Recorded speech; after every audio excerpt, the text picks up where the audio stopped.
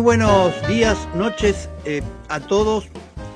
Nuevamente con un especiales de crítica dialéctica y nuevamente volviendo a temas latinoamericanos.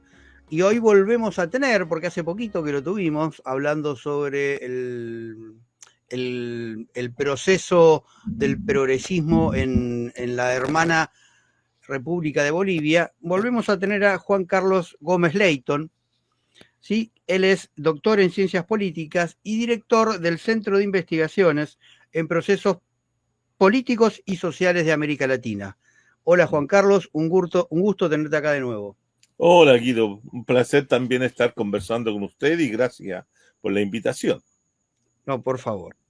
Y bueno, fue medio obligado, digamos, esta nueva intervención y tan cercana en el tiempo con Juan Carlos, porque bueno, ocurrieron elecciones en Bolivia y pasó lo que todos suponían que iba a pasar, salvo que ocurriera un milagro, y es que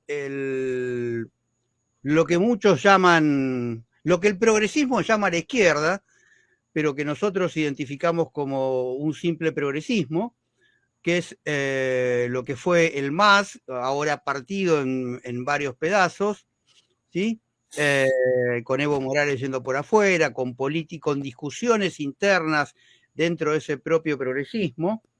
Perdió rotundamente las elecciones en Bolivia y en Bolivia volvió a ganar, volvieron a salir primeros, que ahora irán al balotaje, dos sectores de la derecha, ¿sí? Algunos llaman el progresismo, a uno lo llama del centro, digamos, ¿no? Pero bueno, como el progresismo es una derecha light, aparte de la otra derecha la tiene que llamar el centro, porque si no ellos quedarían en evidencia que de izquierda no tienen nada. Digo, era una crónica de una muerte anunciada, de alguna manera, no solo por los fracasos económicos del gobierno de Arce, sino por la incapacidad de todo el MAS que ya se venía viendo en su gobierno. No ha cambiado ninguna de las estructuras en Bolivia, ha traído mejoras a ciertos sectores, pero como ocurre con todo el progresismo, son mejoras temporarias, como porque no cambia la regla del juego, no cambia las estructuras de fondo, esas mejoras son temporarias, y entonces cuando toma el poder otro sector, enseguida las desandan, como ha pasado en Argentina, ¿no? Con el kirchnerismo. Hoy no queda ni una sola de las reformas del kirchnerismo, porque entre Macri y Milei se encargaron muy rápidamente de hacer las trizas todas de manera muy fácil, con simples decretos. ¿Sí? Pero además creo que, y esto es mío, todo esto que estoy diciendo es mi opinión personal, vamos a ver Juan Carlos qué opina, y él dará su versión. Yo creo que hay un elemento, y es la incapacidad política de Evo Morales. ¿Sí? Recordemos que apenas les cuestionaron algunas cosas, el tipo se rajó del país. ¿Sí? En lugar de estar ahí defendiendo ese proyecto que supuestamente era distinto, el tipo se rajó rápidamente. Y bueno, cuando volvió ya encontró su silla ocupada por otro. Y nunca más la pudo recuperar. Y el segundo, y es un tema recurrente, lamentablemente, viene siendo en América Latina, ¿no? Los segundos del kirchnerismo, un desastre atrás de otro, Cobos, Scioli, en Ecuador lo mismo, y viene siendo en Brasil también, Lula con Dilma, y etcétera, etcétera, ¿no? Los segundos de estos progresismos, ¿por qué será también, no? ¿Por qué será que los segundos de estos, bueno, porque son alianzas de distintos sectores y tienen que terminar negociando internamente, yo calculo, y bueno, y hay mucha podredumbre interna también, ¿no? En fin, pero para hablar de las elecciones en Bolivia lo tenemos a Juan Carlos, así que mejor que me callo la boca. Y a ver, Juan Carlos, ¿qué nos puedes explicar? ¿Qué pasó y por qué pasó Sí, esto en Bolivia? bueno, Guido, gracias nuevamente por la invitación y para hablar de un tema que ha sido como recurrente en la historia reciente de América Latina y especialmente de este primer cuarto de siglo, del siglo XXI, ¿no? Entre el año 2000 y el año 25, ¿cierto? Se han producido varias hecatombes en el sentido de caídas de gobiernos progresistas con los cuales se inició el siglo. El siglo se inició con el triunfo de Hugo Chávez en 1997-98, cuando triunfa las elecciones presidenciales, y da origen a todo un proceso de gobiernos progresistas y con lo que se conoció como la corriente rosa, porque no era roja totalmente, sino que era rosa, en un sentido de decir que no eran gobiernos de izquierda propiamente tal, no eran gobiernos de izquierda que tuvieran una postura plenamente anticapitalista y que estuvieran por la transformación radical de las sociedades latinoamericanas o de los países a los cuales llegaban esos gobiernos.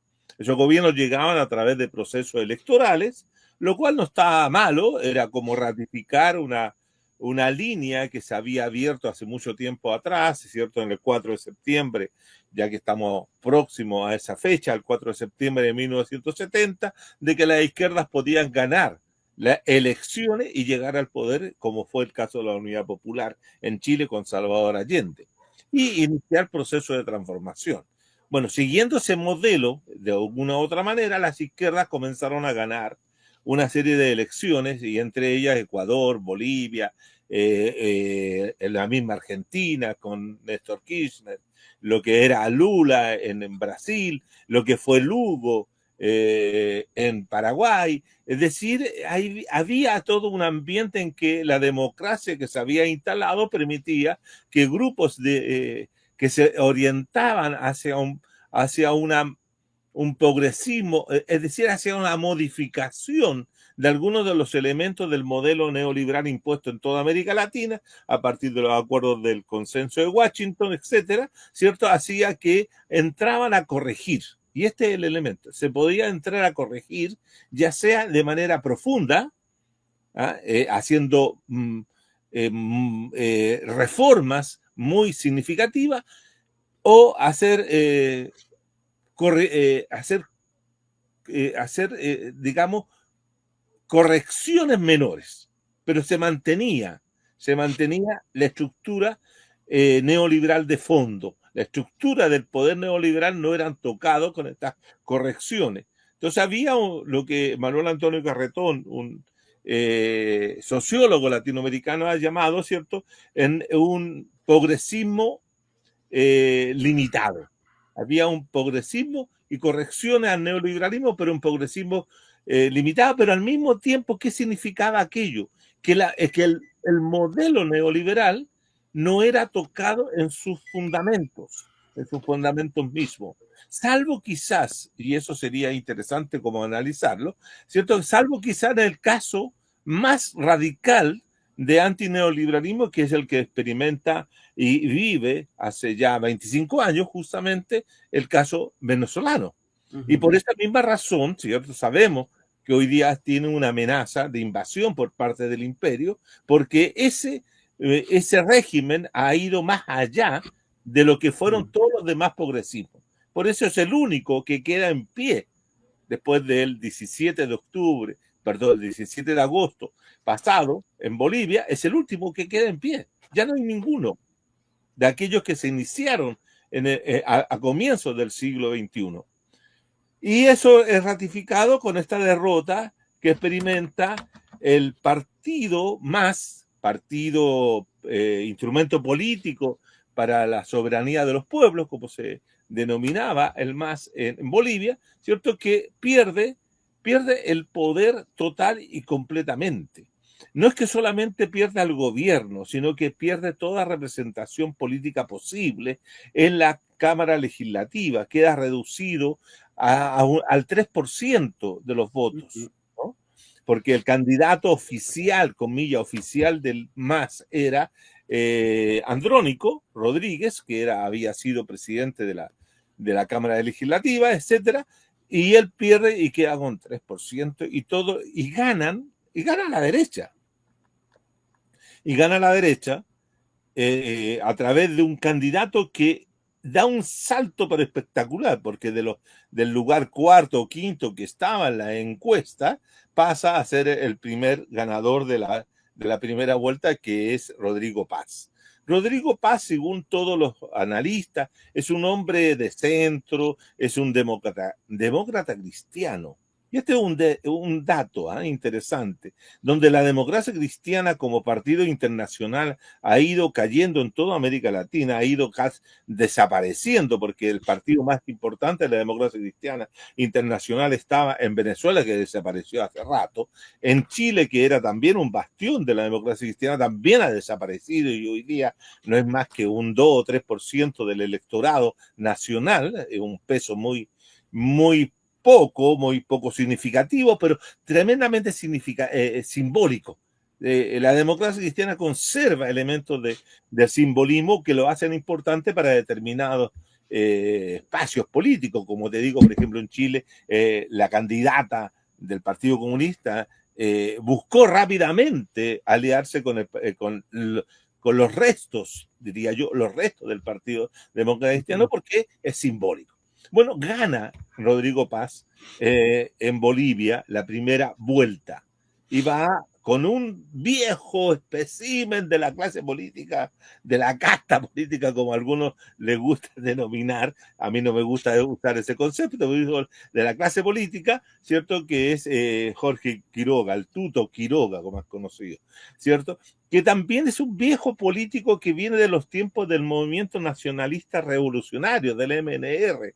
De ese periodo aparece el Tuto Quiroga, pero es representante de la derecha, e incluso de la derecha más extrema. En Bolivia hoy día se reconoce como la presencia y la permanencia de esas derechas que se han mantenido relativamente oculta o sin tener el peso político electoral para poder haber competido anteriormente. Parecía que la derecha estaba totalmente destruida, electoralmente hablando, en Bolivia. Sin embargo, la conflictividad interna del propio MAS, ¿cierto? Que se desata posteriormente del 2019, después del intento de golpe de Estado, o golpe de Estado fallido, si tú quieres, a que se le da a Evo Morales en las elecciones de octubre del 2019, en la cual Evo Morales y el MAS iba ganando, ¿cierto? Y después se dice que estaba haciendo trampa, pero cosa que no se comprobó ni se tuvo noticia de que efectivamente había hecho fraude, sino que se impidió que ganara esa elección a través de su intervención política, policial, militar, un golpe muy extraño, si tú quieres, dentro de las categorías de golpe de Estado que se han dado en América Latina, ese golpe, pero que lo llevó, como bien dijiste tú, a salir corriendo de Bolivia e irse a refugiar a México y volver posteriormente. Pero volver Evo a Bolivia ya venía disminuido políticamente, venía golpeado políticamente, etcétera, y tenía una prohibición de poder presentarse como candidato presidencial por una serie de procesos bueno, leguleyadas que se usan para evitar que determinado líder o personaje pueda llegar a la papeleta. Pero también había una cuestión constitucional que Evo debía reconocer, que era que él mismo, en la propia constitución política que aprobó el MAS, ¿cierto? La constitución política del Estado plurinacional boliviano, se establecía de que los presidentes no podían ser reelectos, y está establecido como norma. Él quiso ya evitar esa norma en dos oportunidades, en la primera diciendo que él había sido elegido por una constitución y ahora podía ser presidente por otra constitución, se la aceptaron. Después dijo que él que llamó a un referéndum preguntando, y la ciudadanía le dijo no queremos que se reelija. Ya le dijo a la ciudadanía que no le dijeron que no querían al MAS, dijeron no queremos que usted siga reeligiéndose, ¿no? Uh-huh. Luego de eso, ¿cierto? Él invoca eh, el derecho eh, el derecho humano a postularse a la presidencia.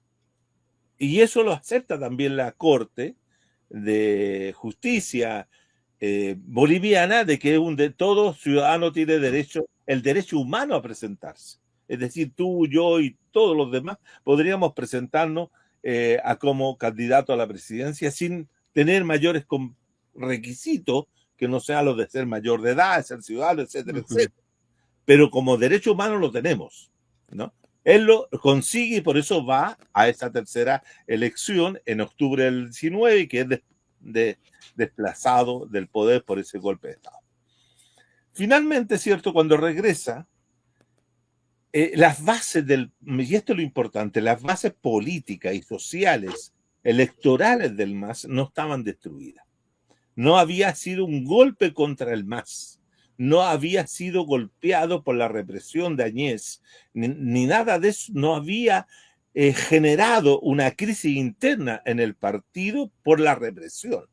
Por lo tanto, cuando se vienen las elecciones, en octubre del 20, si no me equivoco, gana el candidato que sí podía ir en representación del MAS, que es Luis Arce, que había sido ministro de Economía o de Hacienda de Evo Morales.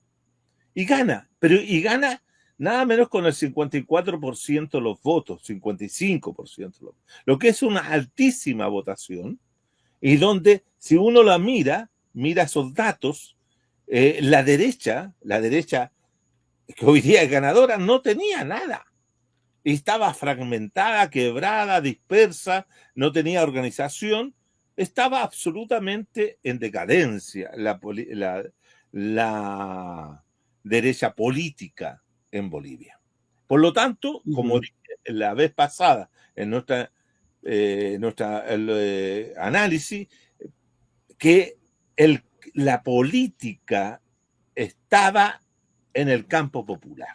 Es decir, la política institucional desde el año 2006, 2010, del momento en que se establece la nueva constitución política del Estado plurinacional boliviano, la política se discutía, se analizaba al interior de un campo popular conformado por el MAS y el instrumento político y los movimientos sociales, etc. O sea, la política se hacía siempre en el lado de lo popular, ¿no? Entonces, en ese sentido, no solamente controlaba el Ejecutivo, que tenía el poder Arce, lo había tenido Evo anteriormente, pero también tenían el control de la Cámara Legislativa, tenían el poder del Parlamento. Posteriormente habían hecho modificaciones importantes en lo que era la elección de los jueces en el Poder Judicial, y el Poder Judicial también estaba, ¿cierto?, bajo el control o bajo la gestión o dentro del radio de accionar político del MAS. Es decir, controlaban a 3 poderes del Estado.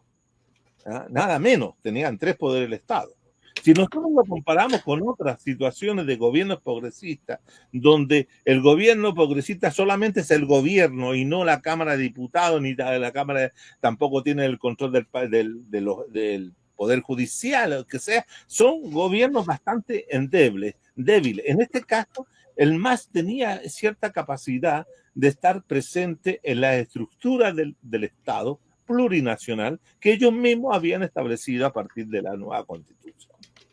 Y bajo ese manto de acción política, de accionar política, estaba también el hecho de que habían logrado establecer a través de acuerdos que García Linera, como vicepresidente, había logrado establecer con la gente del poder real, del poder económico, del poder empresarial, del capital. Y se habían hecho acuerdos por decirlo así, de convivencia pacífica, de coexistencia, en la cual, cierto, permitía que el capital siguiera desarrollándose dentro de la idea misma de García Linera de que había que desarrollar el capitalismo económico amazónico que permitía ir alcanzando niveles de desarrollo capitalista para que pudiera darse el salto más adelante, en un más adelante no muy claro, ¿cierto?, de la revolución socialista. Un Pero, discípulo de Deng Xiaoping, digamos. ajá, claro. Seguía el camino chino. Era una situación de esa naturaleza, ¿te das cuenta? Pero el dato fundamental que yo también señalé en su momento, que a pesar de que no era un gobierno o no era un proceso de transformaciones radicales en función de un proyecto socialista, no era la destrucción del capitalismo para llegar al socialismo de ninguna manera. Sí, el proceso boliviano había significado serios avances e importantes avances en una serie de elementos que habían estado postergados durante los 200 años anteriores de la vida de la nación boliviana. Era el primer país que reconocía el plurinacionalismo, es decir, reconocía una serie de pueblos originarios como fundantes, como importantes, y se les reconocía derechos, etcétera, etcétera. Había toda una nueva, comilla, dignidad del pueblo indígena. Este pueblo indígena que había quedado fuera incluso de la revolución política de 1952, de la Nacional Popular, los indígenas no habían tenido un papel fundamental en esa revolución, en estas transformaciones que se operan ahora con el gobierno de Evo y del proceso del MAS, sí los tenían. Entonces era tremendamente importante. Se había ido constituyendo también gracias a las políticas desarrolladas por Arce y por en la primera etapa del gobierno de Evo, una clase media que se llama la clase media chola, de los chol, que era importante también porque era también base de apoyo electoral de Evo Morales. Entonces todo eso se estaba desarrollando tranquilamente porque la política seguía estando en el espacio popular sin tener, esto es un dato, sin tener enemigos o adversarios políticos dentro de ese espacio de la política popular que pudiera poner en peligro la hegemonía del MAS. Pero lo curioso y lo más absurdo de todo este proceso es que el debilitamiento de la hegemonía del MAS no proviene desde afuera, sino que viene desde adentro. Y proviene desde la acción de uno de sus líderes principales, que es Evo Morales, que no queda tranquilo, no queda conforme por el hecho de que él se ha desplazado del poder y él quiere volver al poder y inicia una arremetida contra el gobierno de Arce. Y lo comienza a denunciar por una serie de cosas y Arce comienza a denunciar a Evo por otras cosas y se produce una trizadura profunda en el mundo. Se quiebra fundamentalmente todo lo que era la unidad política social que conllevaba, ¿cierto?, tener un partido en el gobierno. Y esa lucha fratricida, suicida, es la que explica fundamentalmente la derrota del MAS o la pérdida.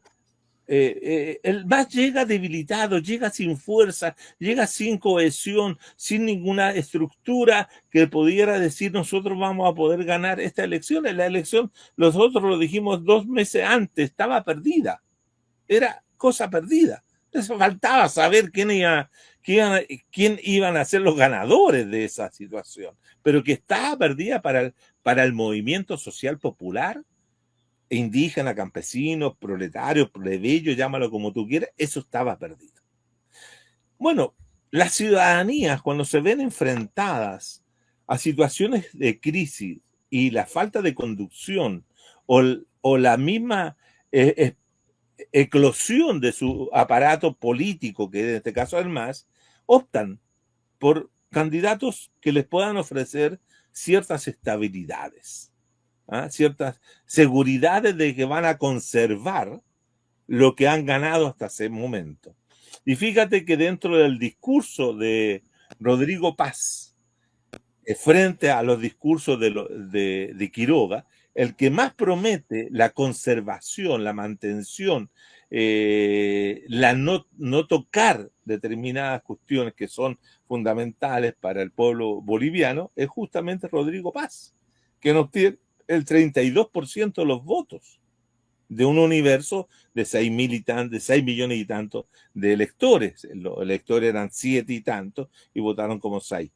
Y por lo tanto es una buena cantidad. Ahora, muchos de los analistas con los cuales yo conversé, mis amigos bolivianos, ¿cierto?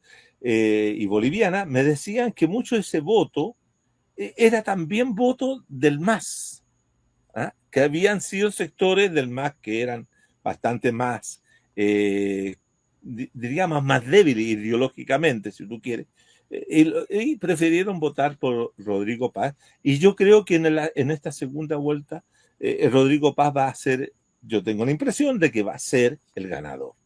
¿Ah? Va a ser el ganador por todas esas situaciones de mesura, de moderación, de tratar de tranquilizar al electorado social del MAS.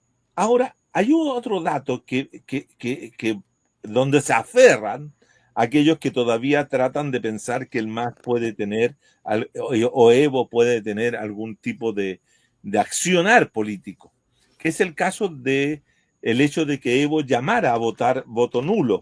¿Ah? El voto nulo siempre se ha transformado en América Latina y para algunos sectores de izquierda o del progresismo en determinados momentos como el voto salvador.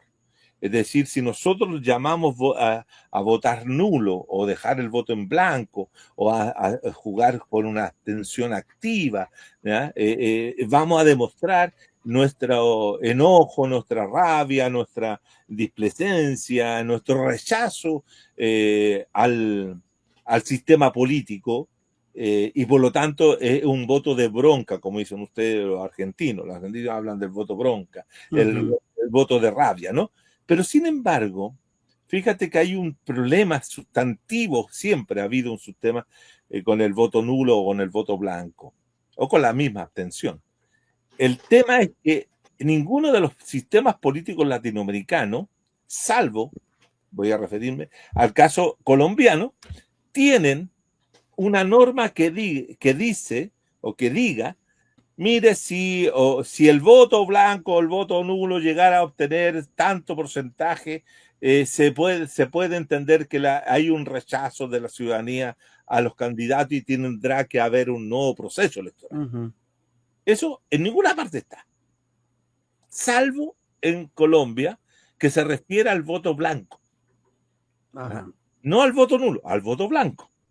Y dice que si el voto blanco alcanza cierto porcentaje, que es sobre el 20%, se podría entender que hay un cuestionamiento a todo el proceso. Fíjate que habiendo sido Colombia uno de los países con la mayor abstención electoral de la historia de América Latina, ¿ah? Porque por razones de la guerra, por razones de la guerrilla, porque se robaban la urna, porque se perdían, porque siempre la gente dejó de ir a partir de los 60 en adelante, dejó de ir a votar y las elecciones apenas convocaban al 40, al 45% o menos de la población. ¿Ah?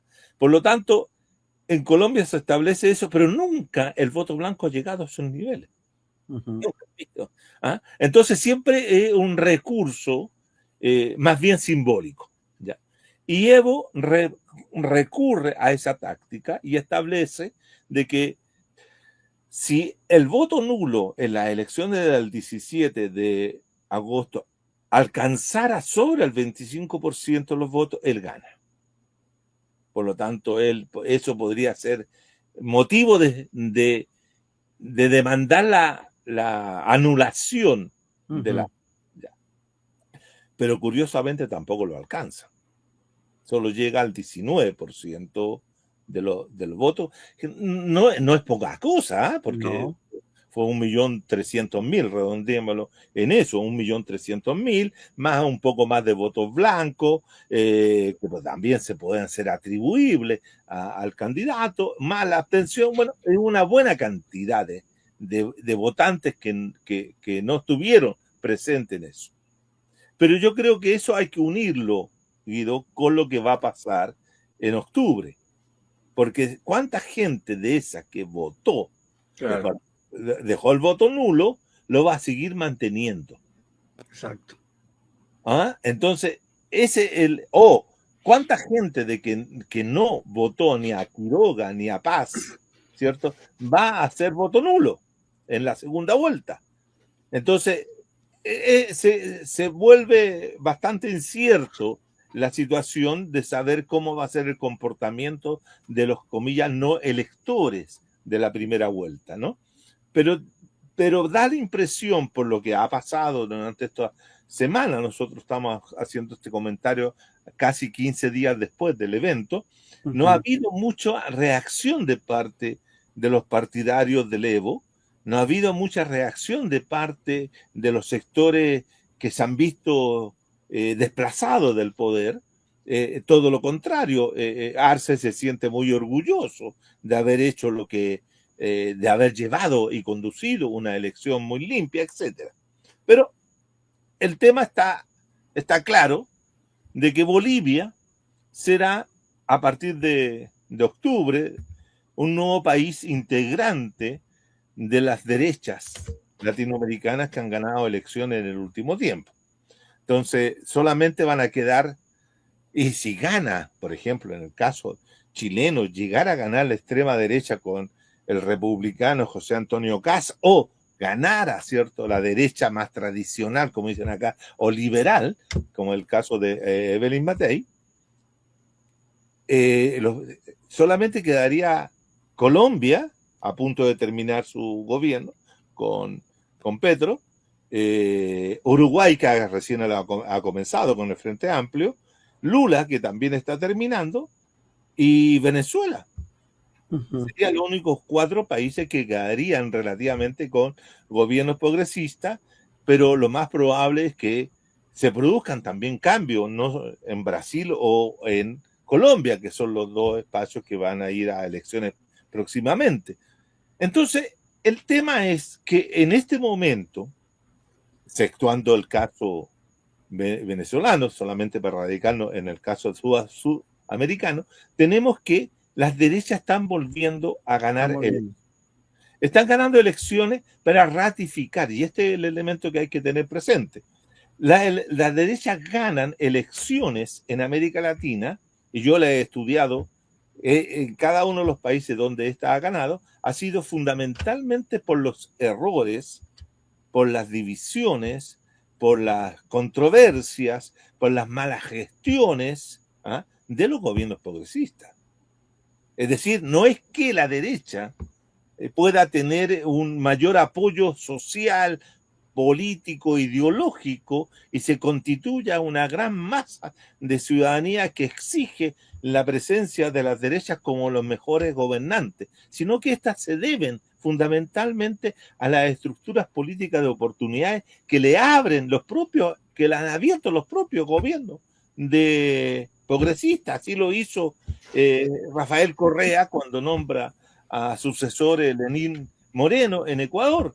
Y después de ahí nunca más la derecha dejó el poder, pasó, ¿cierto?, con Noboa hoy día, lo que pasó también en Paraguay, lo que ha pasado en otros lugares. Entonces, todo en el mismo caso argentino, o sea, el gobierno de Milei no se explica porque hay una gran corriente protofascista o libertaria en Argentina, sino que también por los errores cometidos tanto por la administración de Cristina como por la administración de Fernández. Y las mismas disputas, fíjate, las mismas disputas, y tú lo debes saber mejor que yo, las disputas entre la Cristina Fernández de Kirchner y el propio presidente Fernández. Es decir, obedecen a situaciones que tienen que ver más que con las debilidades de estos progresismos.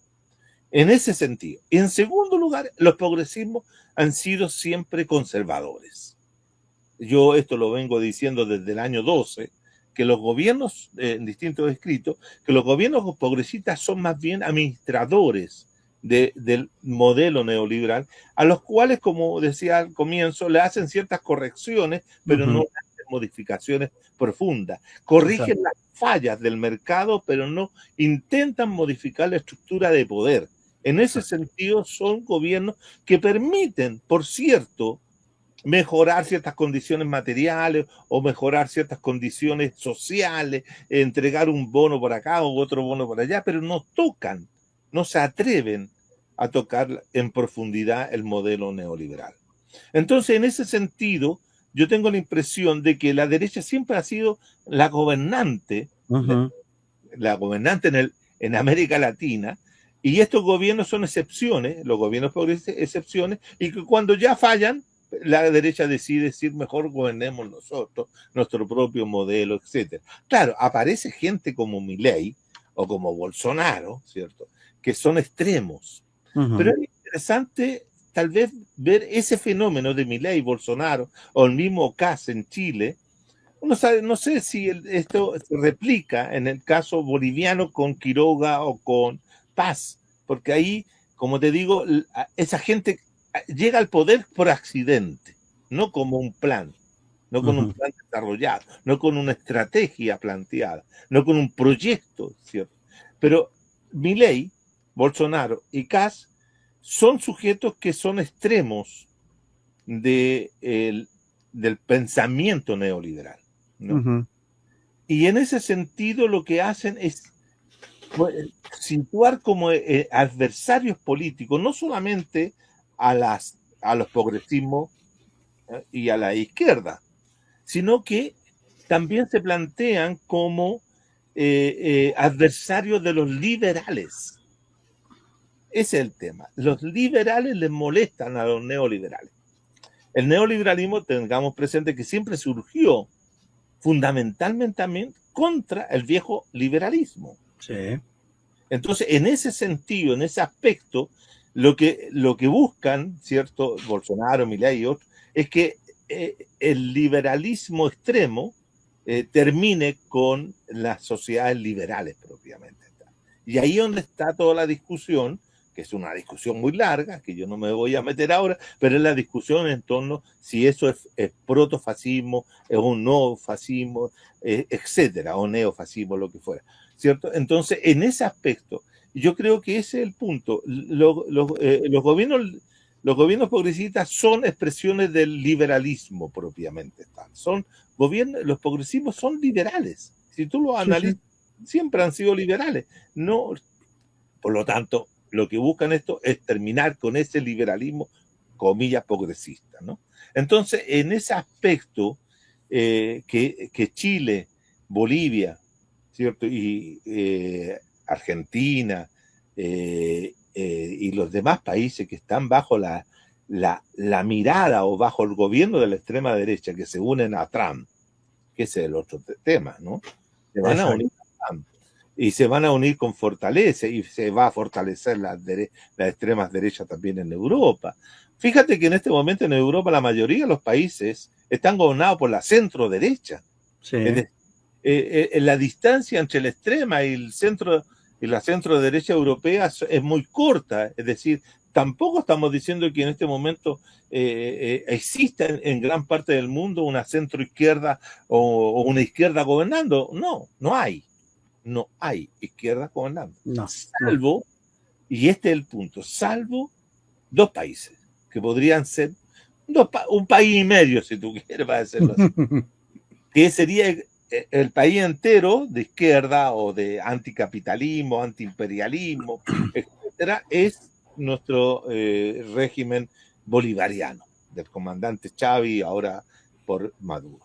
Ese es el único país que le pone, que ha sido, fíjate tú, ha sido el único país que ha logrado derrotar al neoliberalismo en los últimos 50 años. El único. Sí. Pero eso no significa que esté construyendo, y yo lo digo al tiro porque muchos saltan, no están construyendo socialismo, están administrando una profunda crisis de sentido que se detuvo en el año 2013. Venezuela está detenida en el 2013, que es la fecha de la muerte del comandante Chávez. Exacto. De ese momento, Venezuela ha administrado una situación, pero no ha avanzado en la construcción ni poner pilares nuevos de un nuevo edificio político, social, económico. Sí, claro, cabe señalar que es muy difícil cuando tú tienes todas tus cuentas, toda tu riqueza es embargada y no puedes hacer nada, ¿cierto? Pero ahí está, eso sucede. Y por esa razón tengo la impresión que el hecho de que desaparecieran gobiernos progresistas en la región le abrió totalmente el apetito imperial a Estados Unidos para atacar a Venezuela. ¿Por qué? Porque el objetivo no es solamente votar a Maduro o controlar el narcotráfico, etcétera, sino en esta nueva constelación de poder que se está jugando a nivel internacional, el obtener el control de Venezuela es obtener el control de ingentes recursos petroleros. Claro.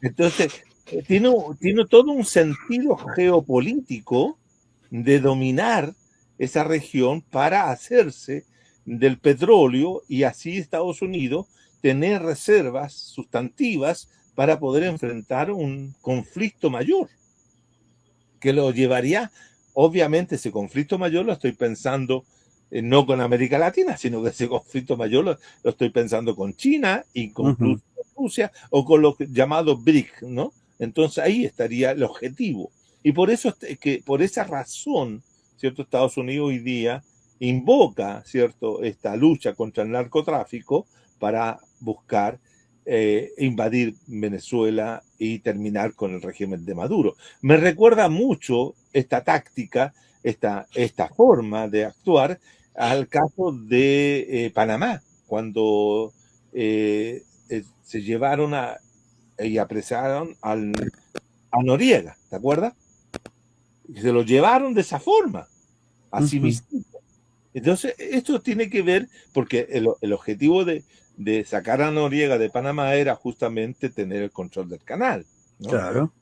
Acá lo mismo, quieren tener el control del petróleo, porque no solamente refuerzan la presencia en Venezuela, sino que solucionan el problema con Guyana, también entran a controlar de alguna u otra manera lo que pasa en Colombia.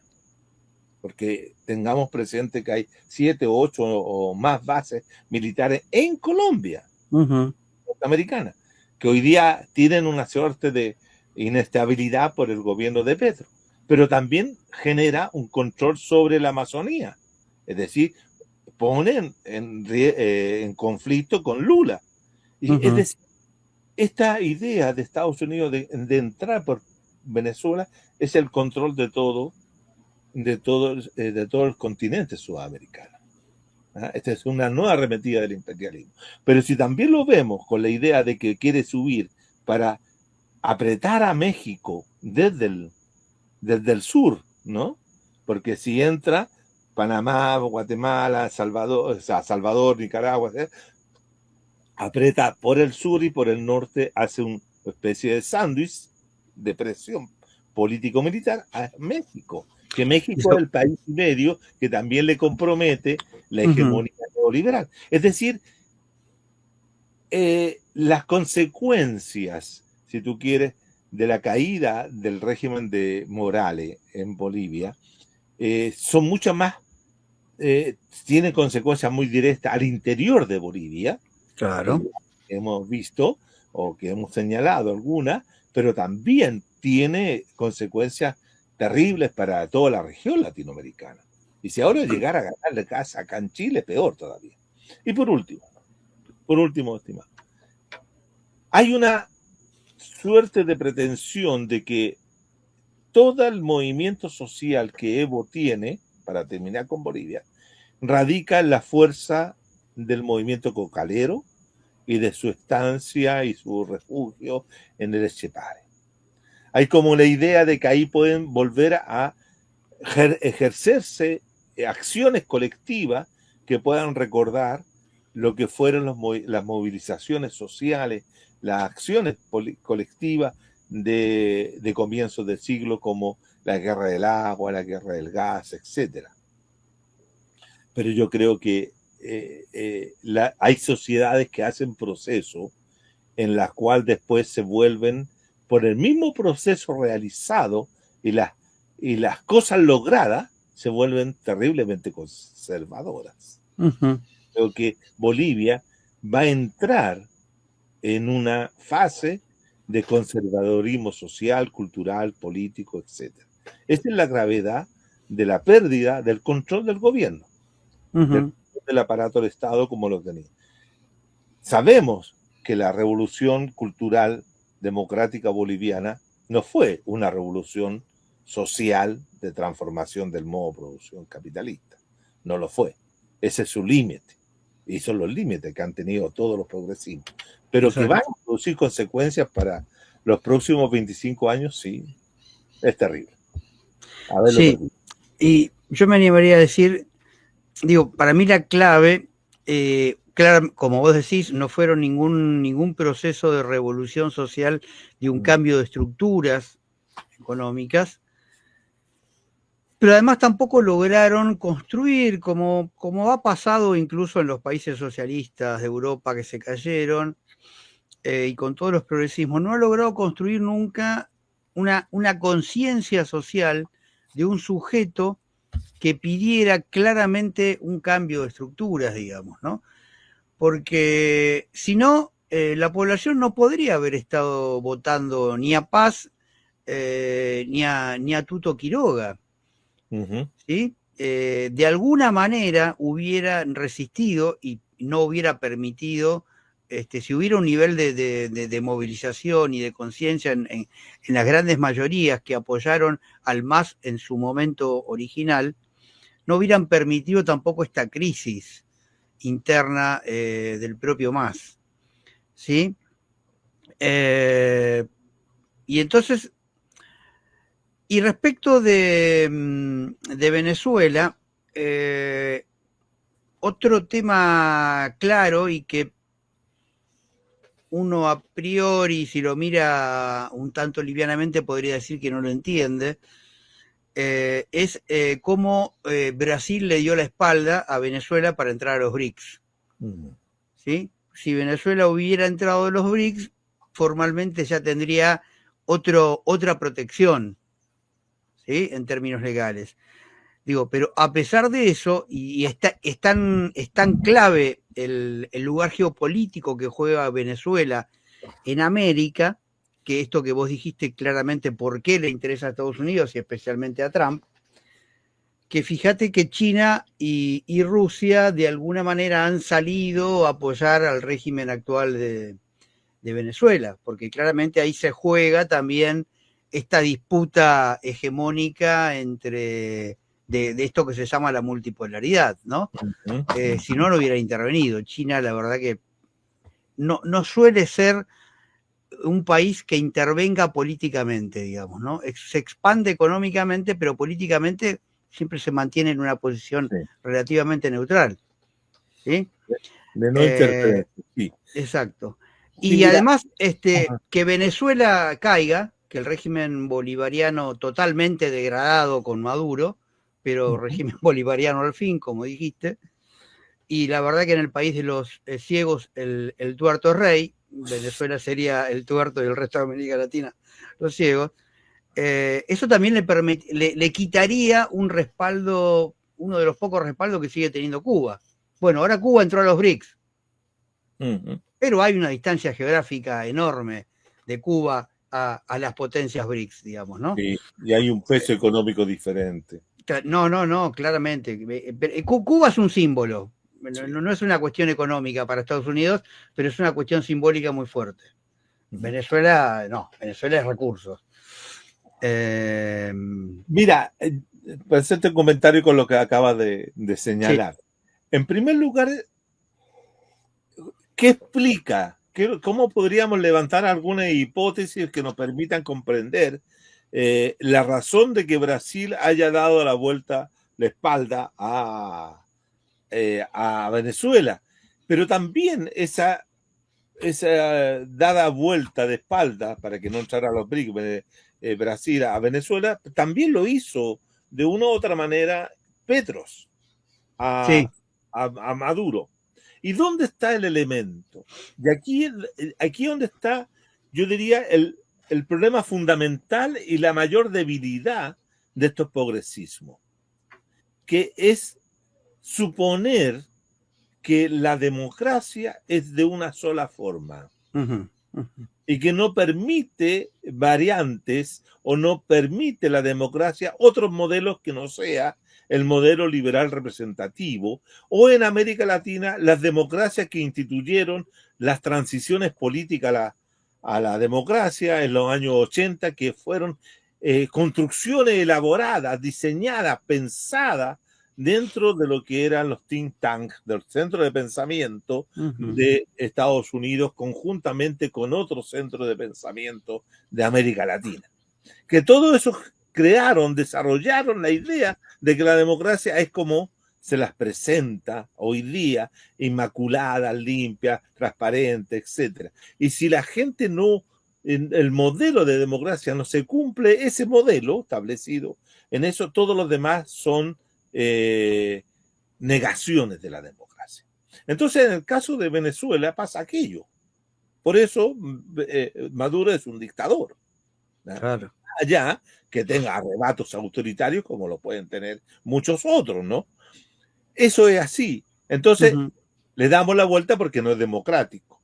Petro le dice que moche las actas, etcétera, siguiendo la misma cantinela de todos los demás que siguió acá, Boric, etcétera. Pero no le exigimos democracia a Perú con Dina Boluarte, por ejemplo, ¿no?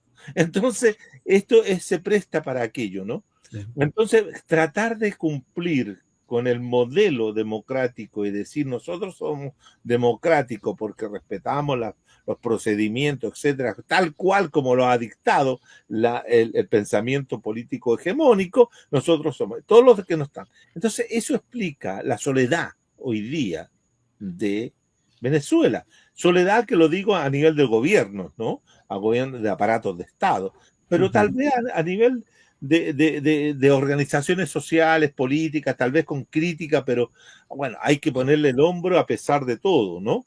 A pesar de todo es como Cuba también le hemos soportado y le hemos querido con todos sus defectos y sus bemoles, ¿no? Entonces, pero es lo que nos lleva más cerca de cualquier otra cosa, ¿no? De cambio, ¿no? Claramente. Eso es lo que explica. Ahora, el Lula que tenemos hoy día de presidente en Brasil es un Lula radicalmente distinto de lo que era el primer Lula o el segundo Lula. Una pregunta sería, ¿hace cuántos Lula hemos tenido a lo largo de la existencia? Son muchos. Y cada vez más a la derecha. Y a su vez, el Lula que llegó por primera vez a la presidencia era un Lula muy distinto cuando Lula era del PT original, digamos, ¿no? Exacto, por eso te digo, ¿cuántos Lula podemos describir o tener a lo largo de sus 70 y tantos años de vida política que tiene, ¿no?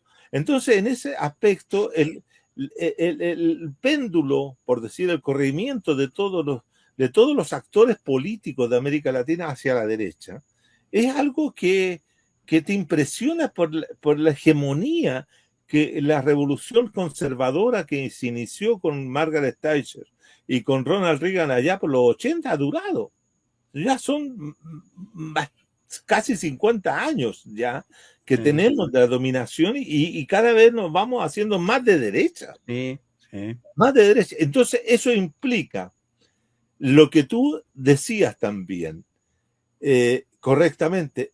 El hecho de que toda la sociedad se corra hacia la derecha, ¿cierto? Genera una mentalidad al interior de la sociedad también de derechas. Claro. Entonces, cuando uno dice, la gente que estaba en Bolivia, ¿cómo no reaccionó frente a la misma crisis del MAS? ¿Por qué no reaccionó para evitar que el MAS se quebrara o levantara una organización distinta que pudiera seguir representando los intereses de esos sectores? Tampoco lo hubo. La izquierda, ¿para qué hablamos de la izquierda? No hemos hablado de la izquierda boliviana. La izquierda boliviana casi no existe. Fíjate que la derecha fue capaz de levantar algo, pero la izquierda que era crítica del propio MAS, la izquierda del movimiento Sin Miedo, de las mujeres creando, de la Silvia Rivera Cusicanqui y de otros, tampoco fueron capaces de levantar en esta coyuntura del 19 al día de hoy, fueron capaces de levantar una alternativa que pudieras competir electoralmente, por último, para no perder todo, tampoco. ¿Por qué? Porque esa izquierda dice, no, nosotros no competimos electoralmente. No, nosotros no entramos en eso. Bueno, pero no entran en eso y tampoco tienen ningún mecanismo, ningún mecanismo de representación, ningún mecanismo de comunicación o un mecanismo de socialización. O por último, compañero, cuando tú participas en un espacio electoral de discutir, si llevas candidato a diputado, llevas candidato a este, tú entras en contacto con una masa de votantes que todos los días no tienes. Porque si no, la izquierda tiene militantes, puros y sinceros, a veces muy poco, pero los tiene. Pero eso no crecen. Mientras cuando haces un meeting y llevas la voz y dices las cosas, alguien más te puede escuchar. Pero si estás encerrado en una casita haciendo un encuentro pero no te escucha nadie más. Entonces yo tengo la impresión de que a esa izquierda también le faltó capacidad para poder hacer cosas que permitieran evitar catástrofes. O para poder decir todavía, como decía la canción de la Mercedes Sosa, todavía estamos presentes, todavía existimos, todavía podemos decir algo, podemos incidir en la historia. Y yo tengo la impresión de que las izquierdas latinoamericanas, todas, están muy, muy fragmentadas, están muy débiles, muy vulnerables, y eso hace que esa conciencia que tú reclames, que es correcto reclamarla, no logró está claro.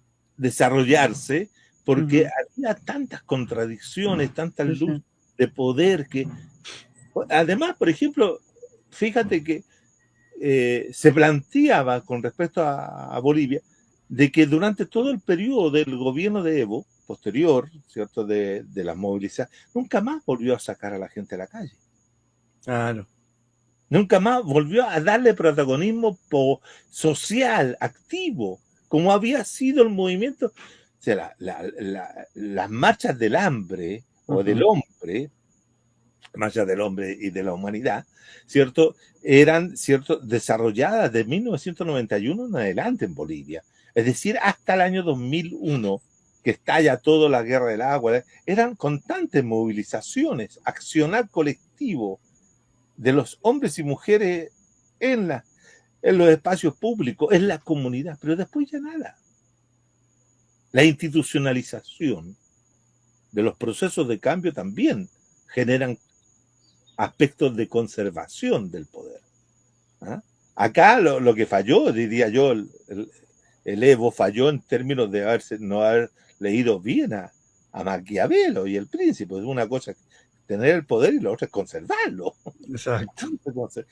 Claro, yo sé perfectamente que para los compañeros de izquierda, más revolucionarios, si tú quieres, los que tienen la teoría de la revolución, de cambio permanente, radical, etcétera, esto no fue contribuyente, pero yo creo que si no vamos a hacer la revolución de un todo, así tomarnos el poder y quebrarlo todo, lo podemos ir haciendo a través de una revolución evolutiva, digo yo, una revolución, como diría otro compañero, que no, sería una revolución permanente, pero continua.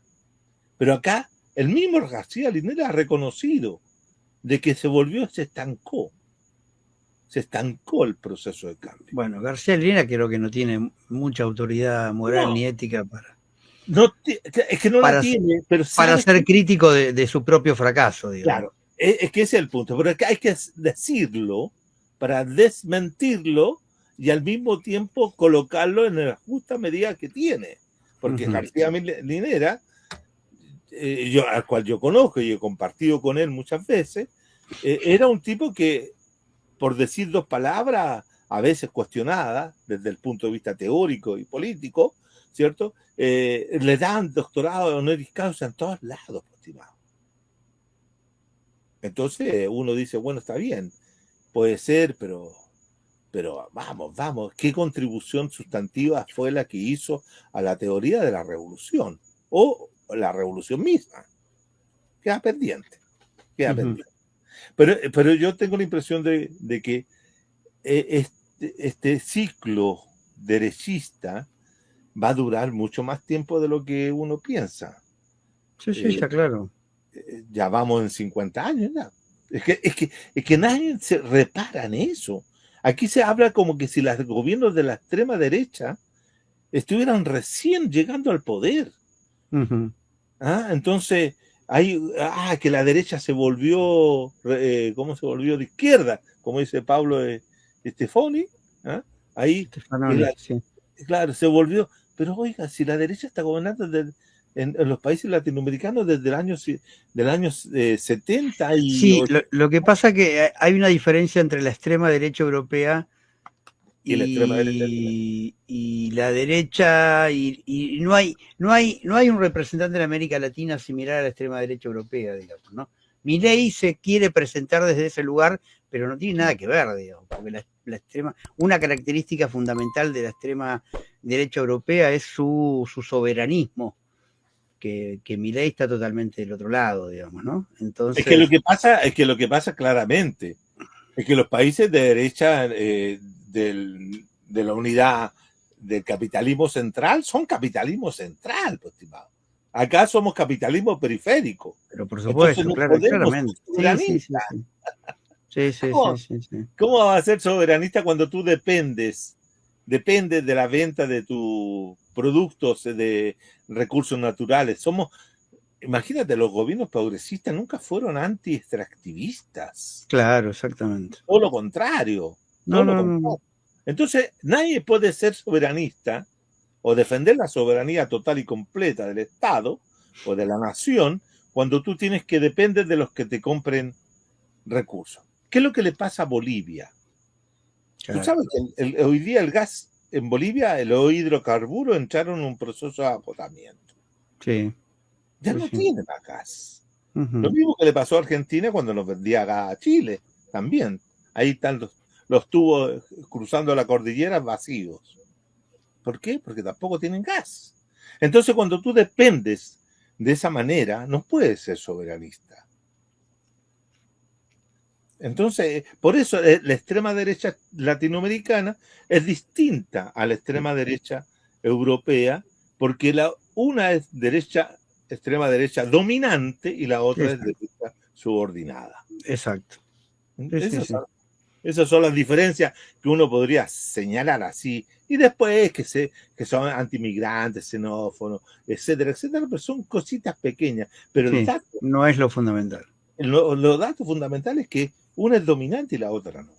Sí, Entonces, en ese aspecto, la sociedad latinoamericana, de no producirse una, un- una situación de irrupción muy fuerte desde abajo, no, por arriba no va a haber nada. Vamos a seguir no. teniendo gobiernos progresistas Y medio por, tibios, y más por tibios. ahora, sí, en el mejor de los casos. Y por ahora, por abajo, tampoco pareciera que estuviera apareciendo nada, digamos, ¿no? Claro, y yo eso lo respondería con la temporalidad de la que nos habla el movimiento zapatista, ¿no?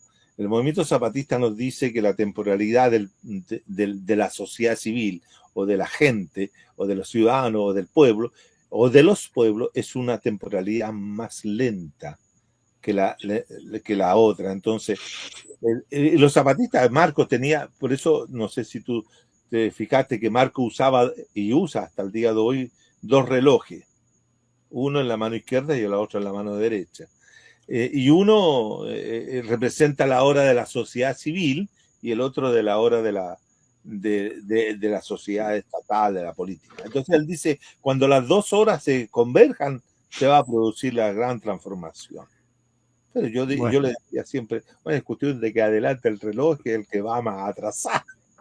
exactamente. Es cuestión de, claro, ¿qué hacemos con el reloj que va más lento? A ver cómo hacemos para adelantarlo. Bueno, No, pero no, bueno. ellos Acá decidieron, somos muy críticos al sí, zapatismo, al ellos decidieron, neozapatismo, el perdón. neozapatismo, ellos decidieron irse justamente por el reloj más lento. Por eso hablan de los caracoles.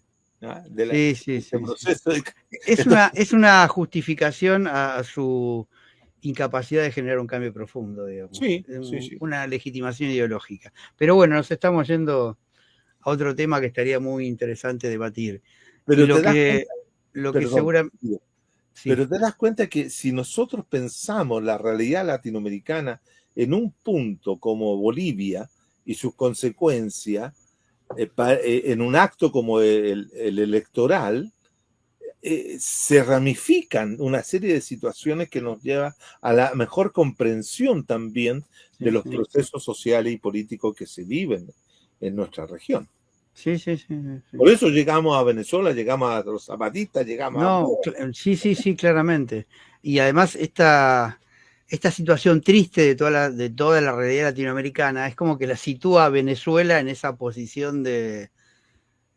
Uno obtiene un montón de críticas y ve lo estancado que está, pero por ahora sigue siendo el único bastión que mantiene algún espíritu crítico. Claro, ¿Sí? claro, Así justamente. que bueno, y creo que nos estaría bueno algún día abordar la cuestión venezolana. Sí, sí, sí, totalmente de acuerdo. Así que prontamente, creo que incluso la charla de hoy ya llevó a eso, digamos, ¿no?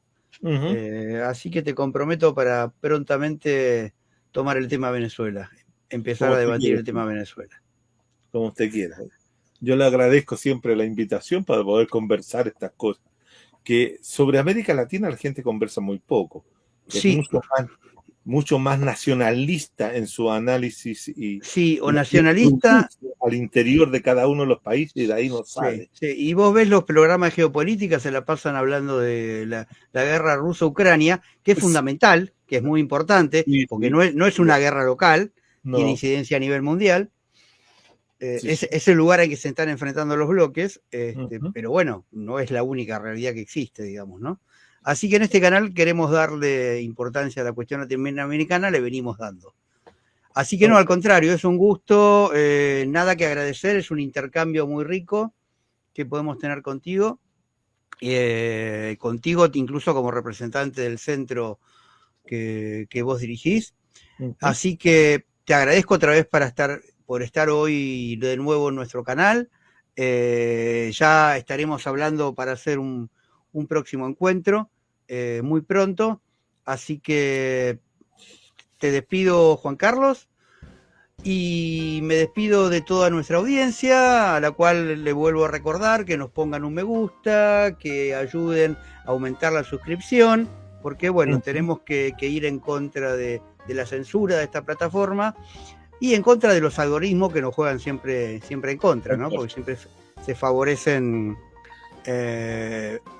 aquellas propuestas que estupidizan a las masas, digamos, ¿no? Exacto. Así que... Bueno, Guido, yo me despido, te digo gracias, sin antes de recordar que el genocidio que hoy día se lleva a cabo en Gaza, y por esa misma razón hoy día ando con mi sombrero, gorro, lo que fuera, en homenaje al mundo palestino. Así que... es terrible, sí, acá en este canal le hemos dado lugar a eso y le seguimos dando, le vamos a seguir dando, porque es impresionante, ¿no? Eso marca, digamos, el nivel de locura de esta Total, sociedad derechizada en la que estamos viviendo. totalmente. Bueno, gracias, Juan Carlos, gracias a todos, hasta la próxima será Hasta la entonces. próxima. Adiós. Adiós.